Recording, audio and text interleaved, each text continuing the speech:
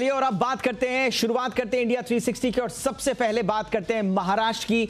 महाराष्ट्र में कर्फ्यू के बावजूद कोरोना संक्रमण बेकाबू है, जिसे देखते हुए अब राज्य सरकार टोटल लॉकडाउन की तैयारी में है। अब से थोड़ी देर पहले कैबिनेट की बैठक में लगभग सभी मंत्रियों ने सीएम उद्धव ठाकरे से राज्य भर में टोटल लॉकडाउन यानी कि संपूर्ण लॉकडाउन लगाने की अपील की है। खबर है कि मुख्यमंत्री उद्धव ठाकरे बुधवार रात 8 बजे यानी कि कल रात 8 बजे इसका ऐलान बाकायदा कर सकते हैं। आपको बता दें कि महाराष्ट्र में बढ़ते मामलों के बीच आज 10वीं की परीक्षा रद्द करने का फैसला किया गया। सरकार ने प्रतिबंधों को लेकर नया आदेश भी जारी किया गया है और रेस्ट्रिक्शंस बढ़ाने की बात की गई है, लेकिन अब महाराष्ट्र में संपूर्ण लॉकडाउन की स्थिति आन पड़ी है। हमारे साथ इस वक्त बहुत खास मेहमान दादा भूसे साहब जुड़ चुके हैं, जो कि कैबिनेट मिनिस्टर हैं महाराष्ट्र सरकार के। दादा भूसे जी, बहुत बहुत स्वागत है सर आपका। किस तरह के लॉकडाउन की तैयारी आप लोग कर रहे हैं सर, और इसका ऐलान कब तक होगा? महाराष्ट्र और पूरे भारतवर्ष में जिस तरह से कोरोना पॉजिटिव पेशेंट्स की संख्या बढ़ रही है और ऑक्सीजन होगा, रेमडेसिविर इंजेक्शन होगा, वेंटिलेटर होगा, इसका जो शॉर्टेज हो रहा है, इसको मायने रखते हुए आज कैबिनेट में इसके बारे में चिंता व्यक्त की गई और पार्टली लॉकडाउन के बजाय पूरा लॉकडाउन लगाने के लिए माननीय मुख्यमंत्री महोदय उद्धव जी ठाकरे साहब से विनती की गई और पूरा अधिकार निर्णय लेने का उनको दिया गया है। मुझे लगता है मुख्यमंत्री महोदय को जो ठीक लगेगा वो निर्णय करेंगे। सर, लेकिन संपूर्ण लॉकडाउन में आप लोगों की सिफारिश क्या थी? क्या पब्लिक ट्रांसपोर्ट, लोकल ट्रेन ये भी बंद करने की बात कह रहे हैं आप लोग? नहीं, इसका तो पूरा जो गोशवारा जो भी रहेगा, मुझे लगता है क्या वो घोषित किया जाएगा और जो इमरजेंसी चीज़ें हैं उसको इसमें से एग्जाम्पशन मिलेगा, जैसे कि अन्न धान्य होगा, सब्जी होगी, फल फ्रूट हो गए, किसानों का काम होगा, इसको इसमें से एग्जाम्पशन दिया जाएगा। सर, आप मिनिस्ट्री में, आप सरकार में बड़े इंपॉर्टेंट और सीनियर मिनिस्टर हैं सर। आप हमें जरा महाराष्ट्र की स्थिति इस वक्त बताएं, क्या स्थिति है, कहां पर किस तरह से व्यवस्थाएं पर बोझ पड़ रहा है और किस तरह के हालात में महाराष्ट्र इस वक्त है? मैं पहले एक बात स्पष्ट कर दूं, महाराष्ट्र में टेस्टिंग का जो संख्या देखेंगे तो पूरे भारतवर्ष में सबसे ज़्यादा टेस्ट महाराष्ट्र में की गई और टेस्ट के बाद जो भी रिपोर्ट आए उसका सामना महाराष्ट्र ने खुले से किया है और जो भी मरीज पॉजिटिव आया है तो उसको फिर सीसीसी सेंटर, जिसको ऑक्सीजन की ज़रूरत है डीसीएससी सेंटर और जिसको वेंटी की ज़रूरत है डीसीएस सेंटर, ये मुहैया करा के ज़्यादा से ज़्यादा जो रुग्ण है उनको मदद देने का, उनको ठीक करने का इंतज़ाम सरकार की तरफ से किया गया है।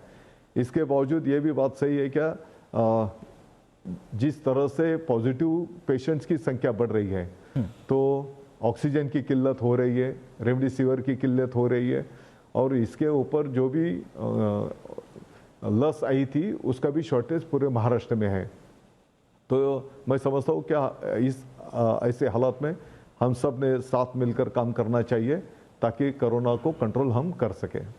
सर, महाराष्ट्र के मुख्यमंत्री उद्धव ठाकरे की ओर से सबसे पहले यह पहल की गई थी कि 25 साल से ज्यादा उम्र के लोगों को वैक्सीनेशन के दायरे में लाया जाए। केंद्र सरकार ने अब आपकी बात सुन ली है, 18 साल से ऊपर के लोगों को वैक्सीनेशन के दायरे में लाया जा रहा है। आप लोगों की तैयारी क्या है सर इसके लिए? महाराष्ट्र के मुख्यमंत्री आदरणीय उद्धव जी ठाकरे साहब ने पंतप्रधान नरेंद्र मोदी साहब को रिक्वेस्ट किया था कि आप 25 की उम्र से, क्योंकि अभी देखा होगा कि सेकंड जो वेव आया है तो उसमें युवा जनरेशन बहुत बड़े पैमाने पे बाधित हुआ है और यही बात सामने रखते हुए सीएम साहब ने पीएम साहब से रिक्वेस्ट किया था और पीएम साहब ने ये रिक्वेस्ट मान्य भी कर लिया है और वैसे पूरे भारतवर्ष के लिए आदेश किए गए हैं। इस आदेश के मुताबिक सीएम साहब ने पीएम साहब का शुक्रिया भी अदा किया है। मैं समझता हूँ जैसे भी ज़्यादा से ज़्यादा वैक्सीन्स उपलब्ध हो गए तो पूरा सिस्टम आज महाराष्ट्र में तैयार है। देहात से लेकर शहर तक ज़्यादा से ज़्यादा लोगों को एट ए टाइम ये वैक्सीनेशन का काम करने की तैयारी पूरी हो चुकी है। अच्छा सर, एक आखिरी सवाल, मैं वापस लॉकडाउन पर आऊंगा क्योंकि आज आप लोगों की बड़ी महत्वपूर्ण मीटिंग थी। बैठक में मिनिस्टर्स ने क्या कहा? अगर संपूर्ण लॉकडाउन का ऐलान कल होता है, जिसकी पूरी संभावनाएं हैं, कितने दिनों का यह संपूर्ण लॉकडाउन होगा सर? आज के कैबिनेट में जिस तरह से कोरोना पॉजिटिव पेशेंट्स की संख्या बढ़ रही है, जिस तरह से ऑक्सीजन का शॉर्टेज हो रहा है, रेमडेसिविर इंजेक्शन का शॉर्टेज हो रहा है और वेंटिलेटर की ज़रूरत पड़ रही है, इस बारे में सबने चिंता प्रकट की। और पार्टली लॉकडाउन होने के बाद भी पेशेंट्स की संख्या कम नहीं हो रही, इसके बारे में चिंता व्यक्त की गई। और यही चिंता सामने रखते हुए, क्योंकि पहले हमको इंसान को बचाना पड़ेगा, और यही बात सामने रखते हुए पूरे अधिकार सीएम साहब को दिए गए हैं। और लॉकडाउन अगर डिक्लेरेशन भी होगा तो किसी को खाने का प्रॉब्लम नहीं आएगा, इसका भी प्रबंध गौर गरीब को भी सामने रखते हुए सबका प्रबंध किया जाएगा। चलिए, बहुत बहुत शुक्रिया सर हमसे बातचीत करने के लिए और वक्त निकालने के लिए। तो महाराष्ट्र के कैबिनेट मिनिस्टर भूसे साहब हमारे साथ थे और उनका साफ तौर पर कहना है कि संपूर्ण लॉकडाउन की तैयारी महाराष्ट्र ने कर ली है। तमाम मंत्री जो है आज कैबिनेट बैठक में इसी बात के पक्ष में थे कि अब पूर्ण लॉकडाउन लगाया जाए और कल रात 8 बजे मुख्यमंत्री उद्धव ठाकरे महाराष्ट्र में संपूर्ण लॉकडाउन की घोषणा कर सकते हैं। अब जरा फटाफट से आज देश में कोरोना संक्रमण के ताजा हालात का एक नजरिया ले लेते हैं। आज लगातार तीसरा दिन है जब 2.5 लाख से ज्यादा नए मरीज मिले हैं। पिछले 24 घंटे में 2,59,000 से ज्यादा लोग कोरोना संक्रमित मिले हैं। 1,761 लोगों की मौत हुई है, जबकि 1,54,761 लोग ठीक भी हुए हैं। बीते दिन 78% से ज्यादा यानी कि 2 लाख से ज्यादा मरीज देश के 10 राज्यों में मिल रहे हैं। इनमें से ज्यादातर महाराष्ट्र में यानी कि 58,924 संक्रमित पाए गए महाराष्ट्र में। उत्तर प्रदेश में 28,211 मरीज, दिल्ली में 23,686 केस, कर्नाटक में 15,785, केरल में 13,644, छत्तीसगढ़ में 13,834, मध्य प्रदेश में 12,897 और तमिलनाडु में 10,094। वहीं राजस्थान में 11,967 और गुजरात में 11,403 लोग कोरोना पॉजिटिव पाए गए हैं। हर दिन हो रही मौत के मामले में भारत एक बार फिर टॉप पर पहुंच गया है। दूसरे नंबर पर अब ब्राजील है, तीसरे नंबर पर अमेरिका। एक्टिव केसेस में 20,30,000 के पार एक्टिव केसेस की संख्या देश में पहुंच गई है और अब तक करीब 13 करोड़ लोगों का वैक्सीनेशन भी हो चुका है। अब सवाल यह है कि अगले महीने से 18 साल से और उससे ज्यादा के सभी लोगों का वैक्सीनेशन देने का प्लान तो बन गया, उसको मंजूरी भी मिल गई। प्रधानमंत्री की अध्यक्षता में इस पर फैसला भी हुआ।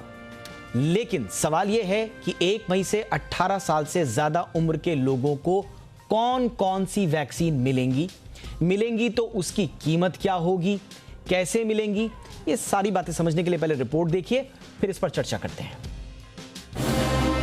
सोमवार को डॉक्टर्स और दवा कंपनियों के साथ पीएम की बैठक के बाद केंद्र सरकार ने कई अहम फैसले लिए। 18 से ज्यादा उम्र वालों को वैक्सीन देने का फैसला भी इसमें शामिल था। इस फैसले के बाद ज्यादातर लोगों के मन में एक ही सवाल है कि 1 मई से वैक्सीन फ्री में लगेगी या फिर पैसे चुकाने होंगे। अगर पैसे चुकाने होंगे तो फिर कितने?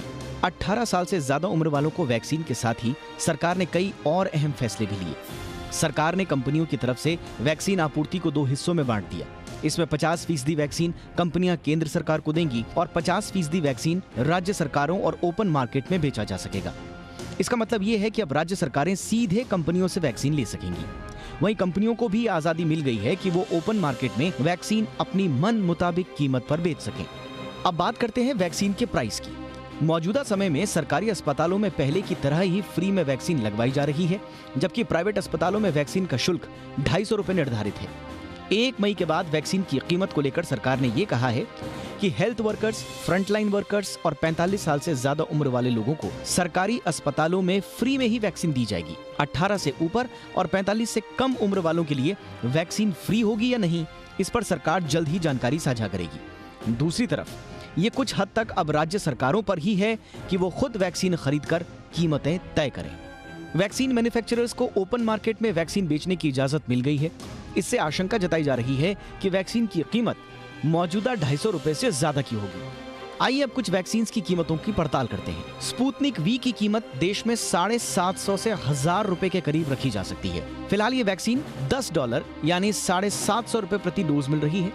जॉनसन एंड जॉनसन की वैक्सीन की कीमत 1 से 1,500 रुपए के बीच में हो सकती है। अमेरिका में इसकी कीमत $10 प्रति डोज है। वहीं फाइजर की बात करें तो फिलहाल ये $19 यानी करीब 1460 रुपए की है। भारत में भी इसकी कीमत 1400 से 1700 के बीच रखने की संभावना जताई जा रही है। मॉडर्ना की बात करें तो अभी इसकी कीमत $32 से $37 यानी 2300 से 2700 के बीच में है। विशेषज्ञों का मानना है कि मॉडर्ना भारत में भी इसकी कीमत 2500 से 3000 के करीब रख सकती है। अब बात करते हैं कोवैक्सीन और कोविशील्ड की। तो कोविशील्ड की बात करें तो सीरम इंस्टीट्यूट ऑफ इंडिया पहले ही इशारा दे चुका है कि प्राइवेट मार्केट में वो एक डोज की कीमत 1000 रुपए के आसपास रख सकता है। फिलहाल ये 250 रुपए प्रति डोज मिल रही है। वहीं कोविशील्ड भी आम आदमी को 250 रुपए में मिल रही है, लेकिन भारत बायोटेक ने ओपन मार्केट प्राइस को लेकर अभी कुछ नहीं कहा है।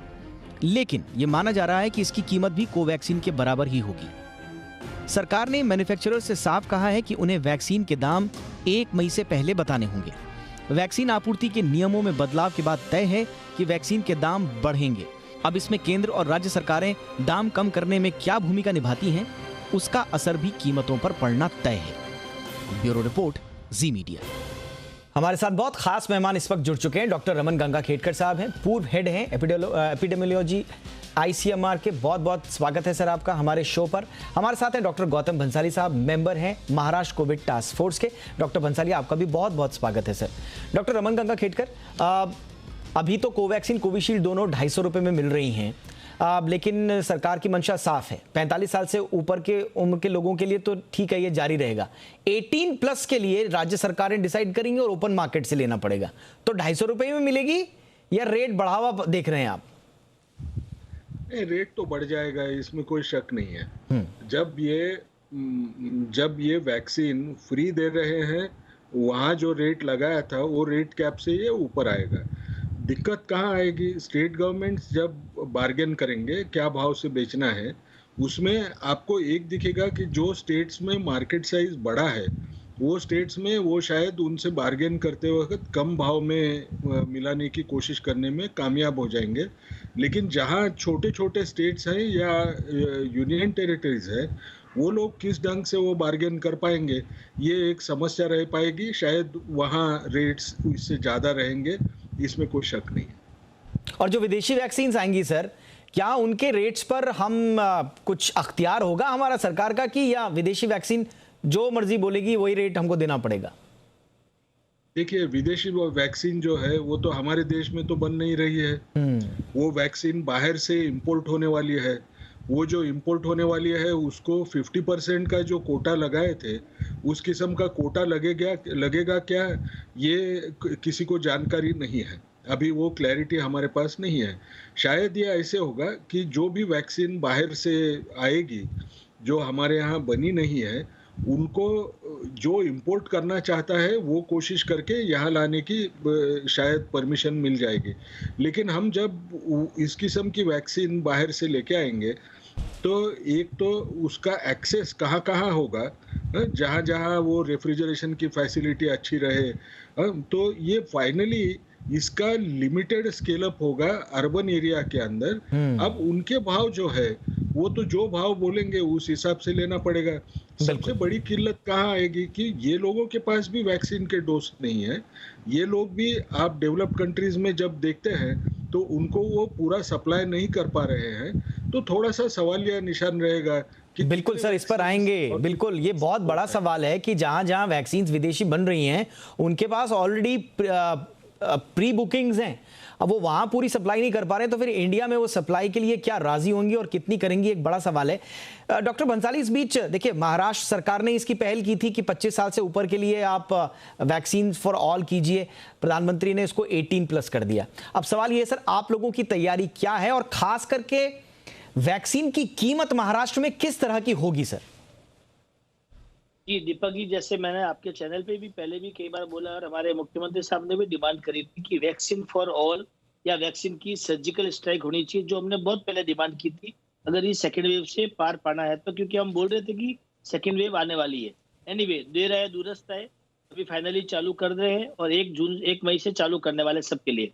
दूसरा, इसमें सबसे इम्पोर्टेंट बात है कि हेल्थ केयर वर्कर और फ्रंट एंड वर्कर और 45 के ऊपर वालों के लिए वैक्सीन का अभी भी कोई भी चार्ज नहीं है और आने वाले समय में भी नहीं रहेगा सरकारी अस्पतालों के अंदर। ओके। अभी जो वन में वैक्सीन आएगी, जो 18 साल और 45 साल के बीच के जो लोग हैं, मुझे जहां तक लगता है तैयारी पूरी है। वैक्सीनेशन के सेंटर हमारे पास में बहुत है, प्राइवेट सेंटर, गवर्नमेंट सेंटर, बहुत सारे काफी मात्रा में, उसमें कोई तकलीफ नहीं है। सिस्टम भी हमारे बच्चे बने हुए हैं, चैम्बर्स भी अच्छे बना रखे हैं, वो सारी फैसिलिटी है। हर सेंटर के साथ में आईसीयू एफिलेटेड है, वो सारा फैसिलिटी है। कीमत को लेकर जहां तक बात है, मुझे लगता है जो सरकारी हॉस्पिटल है वहां पे अभी भी वैक्सीन 18+ के लोगों के लिए शायद राज्य सरकार मुफ्त में करे, और जो प्राइवेट सेक्टर में वो हमारे ऊपर है, आपके ऊपर है, कितने में खरीदना क्या था, वो ओपन मार्केट की बात है। वो जिसको जो कंपनी का खरीदना वो खरीद सकते हैं। जो पहले वैक्सीन भी खरीदते थे, पहले भी आपने मिजल्स, रूबेला, MMR सारे वैक्सीन ले ही रहे थे, सेम हो सकता है कि वो ओपन मार्केट में अलग अलग भाव में हो सकता है, लेकिन सर ये सेक्टर में मुझे लगता है फ्री में होगी। सर ये बहुत अच्छी खबर आप दे रहे हैं कि महाराष्ट्र में हो सकता है कि 18+ के लोगों के लिए मुफ्त में वैक्सीन मिले। ये सर आपका आकलन है या आप जो अपना अनुभव ले पा रहे हैं सरकार से बातचीत के आधार पर, आप उसके आधार पर कह रहे हैं? थोड़ा सा और क्लैरिटी दे दीजिए। सर हमारा जो डिस्कशन हुआ है बीच में इसके बारे में, पहले भी हुआ था, और जो मेरा इस बारे में एक्सपीरियंस है उसको लेके लग रहा है कि 18+ लोगों को सरकारी सेंटर में हो सकता है कि उनको मुफ्त में मिले, और प्राइवेट में जो भी चार्ज होगा ओपन मार्केट का शायद वो हो सकता है। ये बहुत बड़ी आकलन है, ये बहुत बड़ी राहत की बात है सर। भले ही आपका आकलन, आपका अनुभव जो भी हो, लेकिन बहुत बड़ी राहत की बात है। अगर इस तरह के संकेत भी मिल रहे हैं तो ये बहुत अच्छी बात है कि 18+ को महाराष्ट्र के सरकारी एस्टेब्लिशमेंट्स में मुफ्त में वैक्सीन मिलेगी। जो प्राइवेट लेना चाहे उनके लिए जो कैप होगा रेट का वो अलग चीज है, लेकिन ये बहुत अच्छी खबर। एक और खबर पर हमको आपके साथ चर्चा करनी है, उस खबर का रुख कर लेते हैं जिसकी चर्चा गंगा खेड़कर साहब भी कर रहे थे कि कैपेसिटी क्या होगी। सरकार के इस फैसले से देश की 60% से ज्यादा आबादी यानी कि 80 करोड़ से ज्यादा लोग वैक्सीनेशन के दायरे में आ जाएंगे, लेकिन सरकार के पास इतनी डोज कहां है, वैक्सीन कहां से आएगी और देश में वैक्सीन के प्रोडक्शन का मौजूदा हाल क्या है, इसका 360 डिग्री एनालिसिस करते हैं।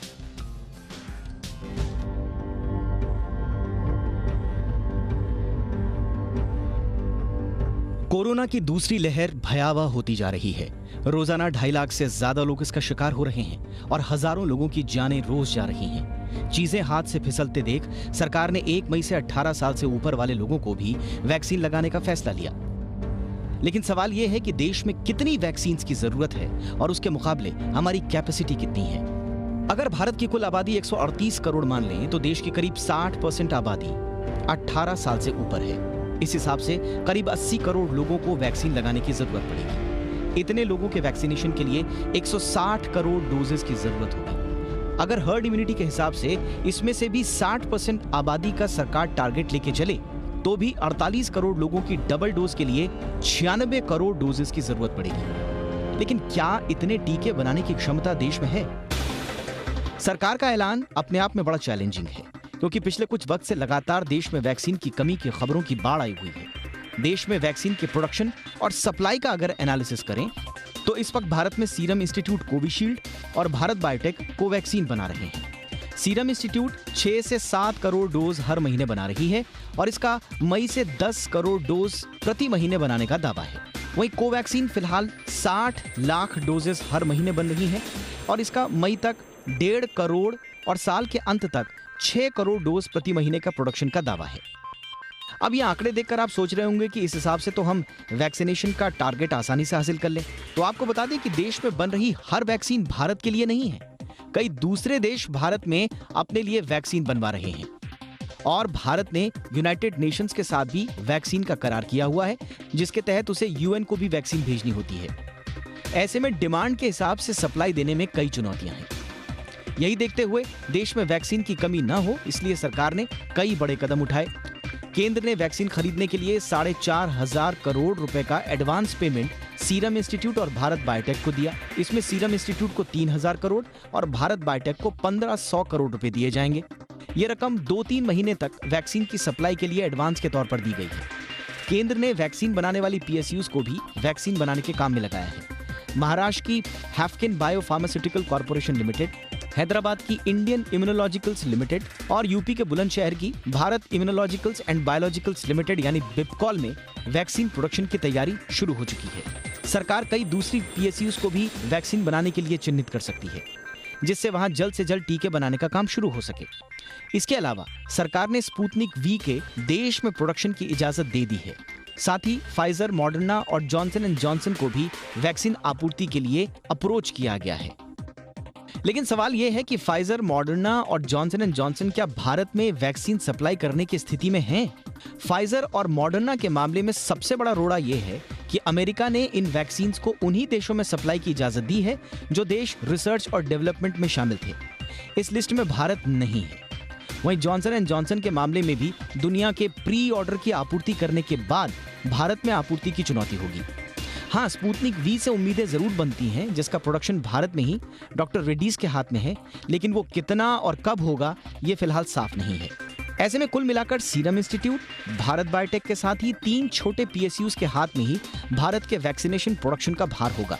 इनकी मौजूदा कैपेसिटी 8 से 9 करोड़ प्रति महीना है, यानी 30 लाख डोज रोजाना प्रोडक्शन कैपेसिटी।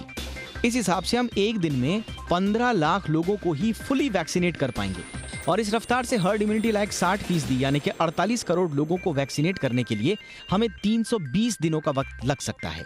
हाँ, वैक्सीन प्रोडक्शन अगर बढ़ता है और विदेशी वैक्सीनों की खेप भारत में आती है तो हर्ड इम्यूनिटी लायक वैक्सीनेशन की रफ्तार और तेज हो सकती है। Bureau report, Zee Media. Gangakhedkar sir, production 7-8 crore daily per month का है अभी हमारा। इस रफ्तार से वैक्सीन फॉर ऑल या 18+ वैक्सीनेशन का सपना थोड़ा सा मुश्किल लग रहा है। नहीं, शायद जितना ये फिगर्स देख के हमको लगता है उतना खराब तो पोजीशन नहीं है। क्योंकि कैडिला का एक वैक्सीन आने में ही है, कैडिला का एक वैक्सीन आएगा, उसके साथ में ही आपको सीरम इंस्टीट्यूट का दूसरा एक वैक्सीन है जिसको नोवावैक्स करके नाम है उसका, वो भी वैक्सीन आने का उतना ही चांस बना रहेगा। ये स्पुतनिक वी जो है, ये स्पुतनिक वी के इनिशियल उन्होंने जो कहा है तकरीबन वो 250 मिलियन डोसेजेस वो इंपोर्ट करने का, यानी वो जैसे बॉटलिंग प्लांट होता है उस ढंग से वो बॉटल होएंगे, वो ओरिजिनल जो है वो वहाँ से रशिया से भेजेगा, ऐसा उनका दावा है। ऐसे समझ लेना है कि इस हिसाब से शायद जून महीने तक हमारे यहाँ कई किस्म के वैक्सीन मिलने का चांस रहेगा। ये सिर्फ ये परेशानी रहेगी कि 3 वैक्सीन जो रहेंगे, ये स्पुतनिक, एस्ट्राजेनेका और जॉनसन एंड जॉनसन, जो आज भी कह रहा है कि हम आपके यहाँ वैक्सीन बनाना चाहते हैं, बायोलॉजिकल इवांस के साथ में उन लोगों का कोलैबोरेशन बन चुका है। ऐसे समय पे 3 वैक्सीन एडिनो वायरस वाले रहेंगे। हमारे पास ये दूसरी वैक्सीन जो है कोवैक्सीन रहेगी और ये नोवावैक्स सब यूनिट वैक्सीन रहेगी। और दूसरी बड़ी बात होगी, अगर एमक्योर का जब तक उसके अगर स्टडीज खत्म हो गए तो शायद उनका भी mRNA वैक्सीन वो बना रहे हैं और वो सक्सेसफुल अगर रहती है ट्रायल्स में तो वो भी रहेगी। लेकिन ये सारी चीज़ें यानी थोड़े इफ्स एंड बट्स रहेंगे और किस समय मिलेंगे इसके बारे में हम 100% बोलना ये थोड़ा सा मुश्किल रहेगा। लेकिन 1-2-3 महीने के अंदर हमारे यहाँ वैक्सीन मार्केट में अलग अलग किस्म की मिलेंगी, ये समझने में कोई समझना गलत रहेगा। ठीक है सर। डॉक्टर बंसाली, आपका अनुभव क्या कहता है सर, प्रोडक्शन कैपेसिटी के हिसाब से अभी क्या स्थिति है? और जैसा गंगाखेडकर सर भी बता रहे हैं कि 2-3 वैक्सीन और आ जाएंगी तो फिर प्रोडक्शन का वो जो गैप है वो फिल हो सकता है। जी, मैं गंगाधर साहब की बात से पूरी तरह सहमत हूँ दीपक जी, कि जिस तरह से हमारी गवर्नमेंट ने तैयारी की, जिस तरह से हमारे ऑनरेबल पीएम साहब मीटिंग ले रहे और इसकी प्लानिंग से काम कर रहे, फेजेस वाइज चालू कर रहे वैक्सीनेशन के लिए, उससे लग रहा है कि डेफिनेटली सारा प्रोसेस, सारी तैयारी आगे की हो चुकी है। मुझे नहीं लगता वैक्सीन की किसी भी लेवल पे कमजोरी आएगी या तकलीफ आएगी या कमी आएगी, क्योंकि भारत बायोटेक भी बना रहा है, हमारा सीरम इंस्टीट्यूट ऑफ इंडिया ने भी अभी अमेरिका से अपील की कि रॉ मटेरियल के लिए वो भी उनका हो रहा है, स्पुतनिक आ रहा है, प्लस लोगों के लिए ओपन मार्केट में बहुत सारी वैक्सीन अवेलेबल रहेगी। मुझे लगता है अगले 1-2 महीने के अंदर जिस तरह से तैयारी चल रही है स्टेट गवर्नमेंट की, सेंट्रल गवर्नमेंट की, और जिस तरह से बारीकी से वो एक एक चीज देख रहे हैं, एडवांस पेमेंट कर रहे हैं कंपनियों को, मुझे नहीं लगता कि वैक्सीन प्रोडक्शन में या वैक्सीन की सप्लाई में किसी भी तरह की कोई कमी आएगी। वैक्सीन फॉर ऑल डेफिनेटली होने वाला है। ठीक है सर, एक आखिरी मुद्दा जिस पर आप दोनों से मुझे चर्चा करनी है वो वैक्सीन प्रोडक्शन की चुनौती तो है, दूसरी तरफ वैक्सीन शॉर्टेज पर लगातार राजनीति हो रही है। इस सब के बीच राज्यों की तरफ से हो रहे वैक्सीन वेस्टेज को लेकर लेकिन कोई बात नहीं कर रहा है। वैक्सीन शॉर्टेज पर खूब राजनीति, लेकिन वैक्सीन वेस्टेज पर चुप्पी। वैक्सीन वेस्टेज को लेकर एक दायर एक आरटीआई के जवाब में जो आंकड़े मिले हैं वो देश में वैक्सीन वेस्टेज की तस्वीर दिखाते हैं। वैक्सीन शॉर्टेज को लेकर राज्यों और केंद्र सरकार के बीच जंग छिड़ी हुई है, लेकिन वैक्सीन शॉर्टेज के बीच वैक्सीन वेस्टेज पर किसी का ध्यान नहीं है। 11 अप्रैल तक 10 राज्यों को 10 करोड़ वैक्सीन मिली और इनमें से करीब 44 लाख वैक्सीन वेस्ट हो गई। इससे पहले कि हम आपको राज्यों का हाल बताएं, सबसे पहले जान लेते हैं कि वैक्सीन वेस्टेज हो कैसे रहा है। दरअसल कोविशील्ड की एक शीशी से 10 डोज दिए जा सकते हैं, वहीं कोवैक्सीन की एक शीशी से 20 डोज देना मुमकिन है। वैक्सीन की एक शीशी एक बार में खुल जाती है तो जरूरी है कि 4 घंटों के भीतर उसका इस्तेमाल कर लिया जाए। अगर ऐसा नहीं हुआ तो बचे हुए डोज काम के नहीं रह जाते और वो बर्बाद हो जाते हैं। इसके अलावा वैक्सीन लाने ले जाने के दौरान भी वैक्सीन की काफी बर्बादी होती है। वैक्सीन शॉर्टेज के बीच वैक्सीन को वेस्ट करने में सबसे आगे तमिलनाडु रहा। तमिलनाडु ने 12% वैक्सीन वेस्ट की। इसी तरह हरियाणा में लगभग 10% वैक्सीन बर्बाद हुई, पंजाब में 8%, मणिपुर में 8% के आसपास और तेलंगाना में 7.5% के आसपास वैक्सीन बर्बाद हो गई। वैक्सीन बर्बाद करने में सबसे आगे रहने वाले इन राज्यों के साथ ही वो राज्य भी हैं जिन्होंने खुद को मिली वैक्सीन का 100% सही इस्तेमाल किया और 0 वैक्सीन वेस्टेज का तमगा हासिल किया। केरल, पश्चिम बंगाल, हिमाचल प्रदेश, मिजोरम समेत गोवा, दमन एंड दीव, अंडमान निकोबार और लक्षद्वीप ने ये लक्ष्य हासिल किया है। यहाँ जितनी वैक्सीन दी गई सारे डोज इस्तेमाल में लाए गए। राज्यों में बढ़ते वैक्सीन वेस्टेज को लेकर अब सरकार ने साफ किया है कि जिन राज्यों में वैक्सीन वेस्टेज ज्यादा होगा वहाँ कम वैक्सीन दी जाएगी।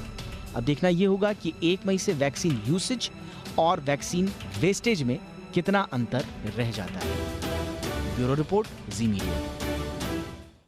गंगा खेड़कर सर, जो मारामारी चल रही है, 44 लाख लोगों को वैक्सीन दी जा सकती थी अगर वेस्टेज रोक देते हम। ये सब प्रैक्टिकल दिक्कतें हैं या इतना वेस्टेज होता ही है? नहीं, ये प्रैक्टिकल दिक्कत है क्योंकि ये पहली बार वैक्सीन इंट्रोड्यूस हुई है। सब लोगों के मन में चिंता थी कि साइड इफेक्ट क्या होंगे, ये सही में काम करेगी या नहीं करेगी, तो उससे वैक्सीन हेजिटेंसी बन गई। अब वैक्सीन हेजिटेंसी जब बनती है तो आप भले वो 10 बोतल आप वो कोविशील्ड के लेके जाएं और सामने अगर लोग नहीं आए तो उसकी वजह से वो तो वेस्टेज होता ही रहेगा। लेकिन इसके लिए जो प्रॉपर प्लानिंग करने के लिए आपको जो इश्यूज थे वो वैक्सीन हेजिटेंसी हैंडल करने के थे।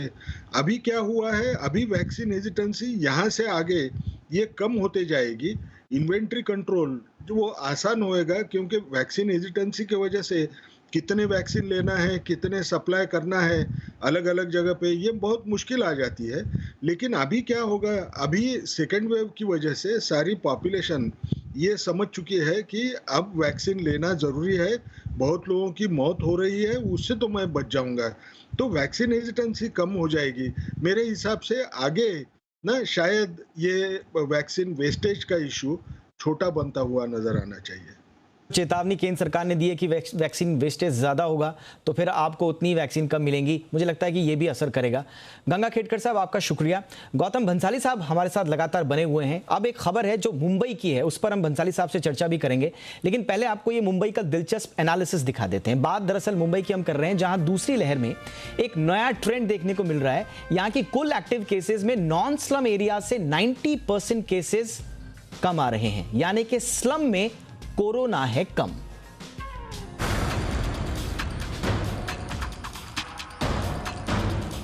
आर्थिक राजधानी मुंबई में कुल एक्टिव केसेस की संख्या 87,000 के करीब है। इन कुल एक्टिव केसेस में से 90% मामले नॉन स्लम यानी हाई राइज बिल्डिंग से हैं। बीते मुताबिक नॉन स्लम एरिया से 79,032 केसेस हैं, वहीं स्लम से सिर्फ 8,411 यानी करीब 10% एक्टिव केसेस हैं। कोरोना की पहली लहर और दूसरी वेव की तुलना करें तो पहली में स्लम्स ज्यादा प्रभावित हुए थे। जून 2020 की बात करें तो उस दौरान मुंबई के 2/3 से ज्यादा मामले चौल और झुग्गी झोपड़ियों वाले एरियाज से थे। इस दौरान स्लम्स में 42 लाख लोग कंटेनमेंट जोन में थे, जबकि इमारतों में रहने वाले सिर्फ 8 लाख लोग कंटेनमेंट जोन के अंदर थे। लगातार हाई राइज बिल्डिंग से केसेस बढ़ते देख बीएमसी को अपनी एसओपीज भी बदलनी पड़ी। 5 अप्रैल को बीएमसी ने नई एसओपी जारी की। इसके मुताबिक जिन हाउसिंग सोसाइटीज में 5 से ज्यादा एक्टिव केसेस होंगे उन्हें माइक्रो कंटेनमेंट जोन घोषित किया जाएगा। बीएमसी का डेटा देखें तो सबसे ज्यादा 273 इमारतें अंधेरी जोगेश्वरी में सील की गई हैं। इसके बाद 247 इमारतें मालाबार हिल और ग्रैंड रोड में सील हैं। सिर्फ यही नहीं, सील्ड फ्लोर की संख्या भी काफी बड़ी है। पूरे मुंबई में करीब 11,000 फ्लोर सील किए गए हैं। मुंबई में कोरोना पर नजर रख रहे विशेषज्ञों का कहना है कि जिस तेजी से मामले बढ़ रहे हैं उसी तेजी से नीचे भी आ जाएंगे। मामलों को कम करने में वैक्सीनेशन का सबसे बड़ा रोल होगा। सभी मुंबईकर्स को ध्यान रखना होगा कि वैक्सीनेशन के साथ ही सतर्कता बरतना जरूरी है ताकि कोरोना को मात दी जा सके। Bureau report, Zee media. Doctor Bhansali हमारे साथ हैं। डॉक्टर भंसाली, अब स्लम में कोरोना कम, कोई खास वजह? जी डेफिनेटली दीपक जी, जो सेकंड वेव आ रही है इसके अंदर हमको बहुत बड़ा डर था कि कोविड ये जो कोरोना है वो स्लम के अंदर नहीं चला जाएगा। अगर स्लम में चला गया तो बहुत बड़ा डिजास्टर हो जाएगा। लेकिन फॉर्चुनेटली अनफॉर्चुनेटली कहा जाए, स्लम के अंदर बहुत अच्छा कंट्रोल है, क्योंकि स्लम के लोगों ने अच्छा सिविक सेंस दिखाया है। वहाँ स्लम के अंदर लोग अभी भी भीड़ में इकट्ठे नहीं होते हैं, अगर हुए तो भी वो बाहर नहीं निकलते हैं। जबकि अनफॉर्चुनेटली हाई राइज बिल्डिंग के लोग हैं वो ज्यादा रूल्स तोड़ते हैं, वो रूल्स को फॉलो नहीं कर रहे हैं, वो मास्क नहीं पहन रहे हैं, वो कहीं भी अपना इन्फ्लुएंस लगा के, अगर उनका बिल्डिंग सील भी है तो भी इन्फ्लुएंस लगा के बाहर निकलने की कोशिश करते हैं। उनको कोल्ड कफ वगैरह फीवर हो रहा है, ड्राइवर को साथ लेके हॉस्पिटल आ जाते हैं, डॉक्टर साहब मेरे को ये हो रहा है, which is highly unfortunate thing. तो खुद इन्फेक्ट हो रहे हैं, दूसरों को हॉस्पिटल में भी इन्फेक्ट कर रहे हैं, अपने ड्राइवर को भी इन्फेक्ट कर रहे हैं। तो थोड़ा सा मुझे लगता है हाई राइज बिल्डिंग के लोगों को इस बारे में ये ओवर कॉन्फिडेंस में नहीं रहना चाहिए कि हमने वैक्सीन लगा लिया है हमको कोरोना नहीं होगा। ये उनके अंदर एक ओवर कॉन्फिडेंस हो गया है। उन्होंने इधर उधर से कुछ ना कुछ करके वैक्सीन लगाया है, चाहे वो हॉस्पिटल 45 प्लस वाले थे या कोमोबिड थे, स्लम वालों में कम लोगों को लग पाया। तो इसलिए लगता है कि इनको थोड़ा ओवर कॉन्फिडेंस है हाई राइज बिल्डिंग के लोगों को कि अगर हमें कुछ हो गया, पहली बार तो हमने वैक्सीन लगाया, हमें होगा नहीं, अगर हो गया तो हमको बेड मिल जाएगा, हमारा ये इन्फ्लुएंस है वो इन्फ्लुएंस है। लेकिन ये नहीं मालूम कि ये सेकंड वेव बहुत खतरनाक है। अगर ये ले डूबी तो बुरी तरह से ले डूबेगी, एक तरह का तूफान है, तो बहुत बड़ी तकलीफ दे सकती है। सबसे बड़ा प्रॉब्लम है सिविक सेंस की कमी। Okay sir. अच्छा सर, कल जो संपूर्ण लॉकडाउन लग रहा है हम पूरे महाराष्ट्र में, वो किस स्वरूप का होगा? इस पर हमने कुछ देर पहले मंत्री जी से बात भी करी है, लेकिन आप कोविड टास्क फोर्स में आप लोगों की रिकमेंडेशन क्या है? क्या कंप्लीट लॉकडाउन होगा जैसे पिछली बार का था, फर्स्ट सर्ज वाला? जो हमारा सजेशन था माननीय मुख्यमंत्री साहब को, जो हमारी मीटिंग्स वगैरह भी होती है, उसमें मेन सजेशन हमारा ये था कि मैसिव रेस्ट्रिक्शन होने चाहिए, ज्यादा से ज्यादा, और कम से कम 3 हफ्ते के लिए हम रेस्ट्रिक्शन करें, ताकि सिर्फ एसेंशियल सर्विस के लिए लोग बाहर जाए, बाकी चीजों के लिए बाहर नहीं जावे। प्लस मास्क, सैनिटाइजर, इन सब चीजों का बराबर इस्तेमाल करें। और जो शॉप खुली रहती है उनको या तो अल्टरनेट करें या उनको स्ट्रिक्टली बंद करें, क्योंकि लोग इतना करने के बावजूद भी लोग फॉलो नहीं कर रहे। अभी भी केसेस बढ़ते जा रहे हैं। फॉर्चुनेटली मुंबई के अंदर केसेस नहीं बढ़ रहे। पिछले 1 हफ्ते का अगर आप ट्रेंड देखेंगे मुंबई का, तो 10,000 के नीचे केसेस है। कल भी मुंबई में 7,000 थे, आज भी 7,000 केसेस है। बट ओवरऑल महाराष्ट्र में केसेस बढ़ रहे हैं। तो मुझे लगता है लॉकडाउन लगना चाहिए या लगाना चाहिए, अगर इससे कोई सेकेंड वेव से पार पाना। अच्छा सर, कुछ 2 या 3 हफ्ते का 2 या 3 हफ्ते का कंप्लीट लॉकडाउन की जरूरत है। अच्छा, कुछ स्टडीज पढ़ रहा हूं मैं कि पीक आने वाला है महाराष्ट्र में। अब मुंबई का आप लोगों का आकलन क्या है, कब तक पीक आएगा और कब तक कंट्रोल में आ जाएंगे? जी, अभी जो कंडीशन हमारी लग रही है, हमें लगता है मुंबई ऑलरेडी पीक पे है। अभी प्लेटू फेज आया मुंबई का, और मेरा जो अनुभव है, मेरा जो आकलन है, उसके से लगता है कि अगले 2 हफ्ते में मुंबई में डिक्लाइन आना शुरू हो जाएगा। केसेस और कम होने शुरू हो जाएंगे। 1 हफ्ते से केसेस हमारे प्लेटू फेज में चल रहे हैं। तो मुंबई के लिए मुझे लगता है केसेस कम हो जाएंगे अगर ये लॉकडाउन सक्सेसफुल रहा, अच्छे ढंग से रहा, लोगों ने लॉकडाउन के नियमों का पालन किया, तो हम लोग बहुत जल्दी इससे बाहर आ जाएंगे। तो पूरे कंट्री को इससे बाहर आने में शायद 2 महीना लग सकता है। ओके, बहुत बहुत शुक्रिया सर इस एनालिसिस के लिए आपका, और हमारे लिए आपने बड़ा महत्वपूर्ण वक्त निकाला। आप बहुत बिजी हैं, I know, thank you so much, but आपने हमारे दर्शकों के लिए इतना वक्त निकाला और कुछ जानकारी भी दी, शुक्रिया आपका। देश में कई ऐसे लोग हैं, कई ऐसी शख्सियत हैं, कई ऐसे इंसान हैं जो इस कोविड काल में भी उम्मीद की एक किरण जगा रहे हैं, और हम इन्हें कह रहे हैं कोरोना काल के नायक, जिन्होंने इस संक्रमण काल में इंसानियत की ऐसी मिसाल पेश की है जो दिलों में उम्मीद और चेहरे पर मुस्कान ले आती है।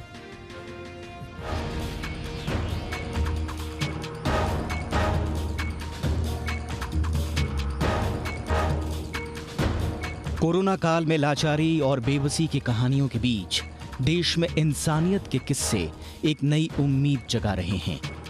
ये हैं कोरोना काल के सच्चे नायक, कुछ ऐसे अनोखे विरले इंसान जिनका होना संकट की घड़ी में हिम्मत बढ़ाता है।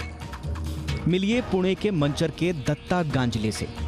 मंचर इलाके के पूर्व प्रधान दत्ता गांजले ऐसे लोगों का अंतिम संस्कार कर रहे हैं जिन्हें उनके अपने छोड़ गए। अंतिम संस्कार करते वक्त दत्ता इस बात का खास ख्याल रखते हैं कि जो जिस धर्म का है उसी रीति रिवाज के साथ अंतिम संस्कार हो। दत्ता ने पिछले साल से अब तक कोरोना काल में 114 लोगों का अंतिम संस्कार किया है। दत्ता का कहना है कि कई बार ऐसा हुआ जब कोरोना के कारण किसी की मौत हो गई और उनके परिवारों को फोन किया गया तो उन्होंने खबर लेने के बाद फोन ही बंद कर दिया। ऐसे में इन बेसहारा शवों का अंतिम संस्कार करने दत्ता सामने आए। लेकिन मैं और मेरे जो कुछ साथी है, हम सब लोगों ने मिलके पिछले साल में कम से कम 114 लोगों पे हमने अंतिम संस्कार किया है। जब आप उनको हॉस्पिटल से बोला जाता है कि आपके ये ऐसे ऐसे रिश्तेदार गुजर गए, तो कुछ लोग फ़ोन स्विच ऑफ करते, कुछ लोग आने के बाद नज़दीक नहीं आते। और अब मिलिए इंसानियत की मिसाल बन चुके महाराष्ट्र के बुल्ढाना के रहने वाले पप्पू से। पप्पू पिछले 20 सालों से एम्बुलेंस चलाने का काम कर रहे हैं, लेकिन पिछले 1 साल में वो कोरोना मरीजों को लाने ले जाने के अलावा ऐसे शवों का अंतिम संस्कार कर रहे हैं जिनको उनके परिवार छोड़ देते हैं। पप्पू के इस काम की तारीफ इलाके के सरकारी हॉस्पिटल के डॉक्टर्स भी करते हैं। इनके काम देख के तो हमें ऐसा लगता है कि इनके जैसे काम करने वाले लोग कैसे मिले तो बहुत अच्छा हो जाएगा। पप्पू भैया कभी भी कॉल करो तुरंत हाजिर रहते हैं, कोई वो नहीं रहे तो उनके साथ के जो भी रहते हैं एम्बुलेंस भेजते हैं, फिर उनको जहाँ लेके जाना है वो लेके जाते हैं और उनका अंतिम संस्कार की पूरी तैयारी करके उनका अंतिम संस्कार भी किया है। और आइए अब आपको एक और शानदार शख्सियत से मिलवाते हैं। कहते हैं ना कि ज्यादा पैसे होने से कोई दानवीर नहीं बन जाता, लोगों की मदद करने के लिए सही नीयत और बड़ा दिल होना चाहिए। इस बात को साबित किया है पुणे के रिक्शा चालक संदीप काले ने। संदीप कोरोना काल में रिक्शा चला रहे हैं। इनके रिक्शा में अगर कोई डॉक्टर, नर्स, सफाई कर्मचारी या फ्रंटलाइन वॉरियर सफर करता है तो वो उनसे पैसे नहीं लेते। इनका कहना है कि ये लोग कोरोना वॉरियर्स हैं और समाज की मदद कर रहे हैं, ऐसे में वो इन लोगों से कैसे पैसे ले सकते हैं। लोगों को कुछ तो हेल्प करना अपना मैं धर्म मानता हूँ। इसके लिए लोगों के लिए इधर जिधर जाना हो, कोई डॉक्टर है, कोई नर्स है, सफाई कामगार है, उनके लिए मैं ये सेवा दे रहा हूँ। जब से पुणे में लॉकडाउन हुआ है तब से PMPL का जितना भी था सब कुछ बंद हो गया है। उसके कारण हमको आने जाने के लिए बहुत तकलीफ हो रही थी और इन्होंने जैसे ही अभी आजकल इन्होंने रिक्शा का जो फ्री में सेवा चालू किया, उसके वजह से मुझे 5-10 किलोमीटर आने जाने के लिए भी बहुत तकलीफ हो रही थी। तो इनके कारण मुझे बहुत अच्छा लगा, फ्री में सेवा मिल रही है तो मेरा एटलीस्ट आना जाना भी हो रहा है काम की वजह से। कोरोना इस वक्त इंसान के शरीर और स्वास्थ्य सेवाओं के साथ ही देश में इंसानियत की भी परीक्षा ले रहा है। लेकिन जब तक कोरोना हीरोज और उनकी जिंदा दिली की कहानियां हमारे बीच में होंगी, कोरोना के खिलाफ जंग आसान होती रहेगी। Bureau report, Zee media.